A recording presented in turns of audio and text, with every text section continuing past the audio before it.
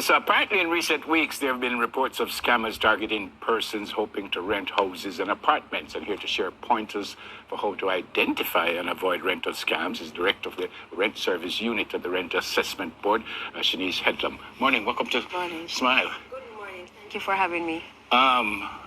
So when you say scammers, I was reading something about someone like an Airbnb and then them take picture of the other houses and stuff. That's what we're talking about here? Yes, so scam can be from the landlord's perspective in terms of the landlord misrepresenting the truth.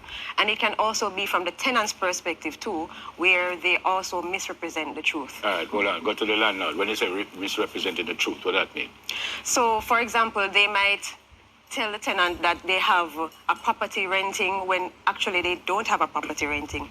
And they might collect funds without actually showing the tenant the property. So they collect it from several different persons. But wouldn't that be the tenant's fault? I mean, daily I can understand and say she have a house and I just say, all right, sit $100. Would I not want to see the house before? Yes, in most cases, persons would want to see the house to see if they would want to rent it. However, you have some persons who rent online. Say, for example, you are living overseas or you're not able to visit the property physically, and it is online, and you pay your deposit to secure the property, and when you come now to rent, to so move in, you don't have the house and say this is the house, but nothing really goes on. Nothing is there. Does it also extend to, in terms of misrepresentation, me sending a picture of a home and saying, never, it's a palace, and then when I go there, I still have the house to rent, but it's not a palace.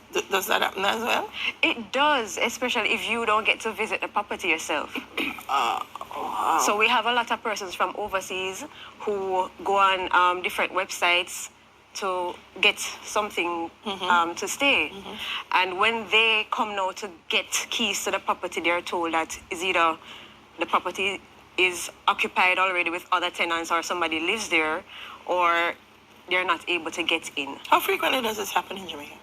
Well, the frequency, I'm not able to tell you the frequency, but it does happen often. Wow. And what kind of redress I would have for that? So if they have sent me something and said, this is a house, I come back, the house is there, but she said 3 bedroom is only 2. She said 2 bathroom is only 1. What can I do to Delia? Well, when I said me personally, but I come to you and say what, and you do what? All right, so if you come to the Rent Assessment Board and report the scam, then we document it. But what you need to do is to go to the police and report it. So we always encourage our clients, make sure you know the name of your landlord. Because, some landlords would give their alias and say, all right, my name is Bunny. And then when you go now and you pay Bunny money, and you don't get your property, then you're not going to be able to sue Bunny because you don't know Bunny's right name. Address. And you don't even know where Bunny lives. So you can't take out a suit against Bunny. So let's back it up then. What should I do to make sure? So one of the things you've said is make sure you get proper contact information on whomever you're renting from. Right. What are some of the other telltale signs that this might be a scam? So if you're not able to view the property. So the landlord might say to you, you know what, I have a tenant there now, but you can pay a security deposit and probably a first month's rent. And when that tenant moves out, then I will let you be the first. They're telling you to secure your spot. Right? So that is one of the telltale signs that you might be But in officially, legally, what is supposed to happen? We're not talking about scamming now. So they're like genuinely renting something and she says she wants first month and last month. Legally, if you're renting something and everything is, all right, what am I supposed to pay? First month, last month, what I do? So usually the landlords ask for a security deposit to, just in case there's any damage done at the property. Which would be a month's rent?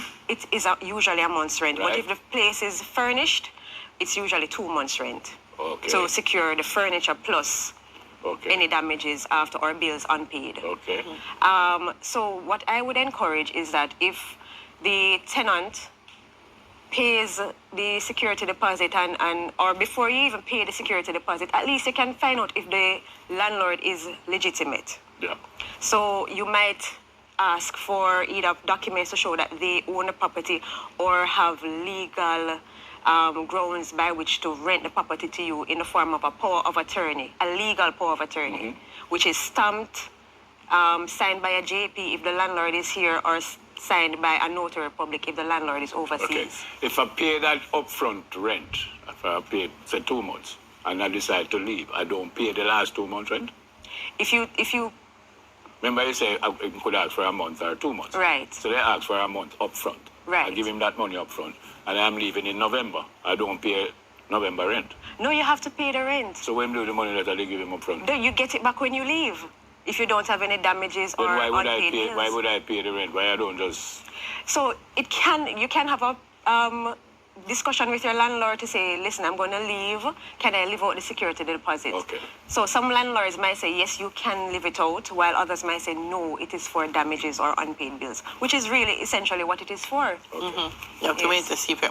Okay. All right. So, what are some of the strategies commonly? I mean, so that's one thing that we've discussed in terms of not showing people a home. Do they show people homes and claim that yes, this is the house I rent and it's not their house? Does that happen as well? Yes, right. It does happen. So you might go to, for example, I saw in the paper the other day, somebody goes to a gated community to rent, and when they view, they see several persons there, so it looks like it's legitimate because they're showing other people. And when they come now to get the key to go in, the security guard will say to them, you're like the fourth person now we've seen from morning coming here to collect keys, when it was a scam. So you have people who actually go on Airbnb, the website, and probably rent the house for a particular time, What? and then have you come in and view the property while they collect your money, and then you can't trace them.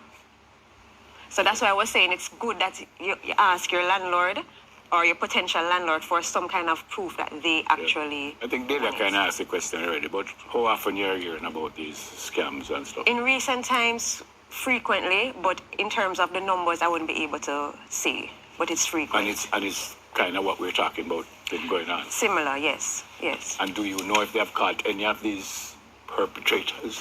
I'm not sure, because what we usually tell the tenants to do is to go to the police station and make a report, because it is a criminal offense. Yeah. Wow. I don't know. You're too bright, man. Wasting my energy on Wow. the wrong things. Yeah. We apply this mind to something useful. Yeah. So your role is all of that. The rent assessment board is all of that, just to look after any kind of problems and stuff, or you have other roles that you guys. Well, so the rent assessment board is really to be the mediators between landlords and tenants who are in dispute.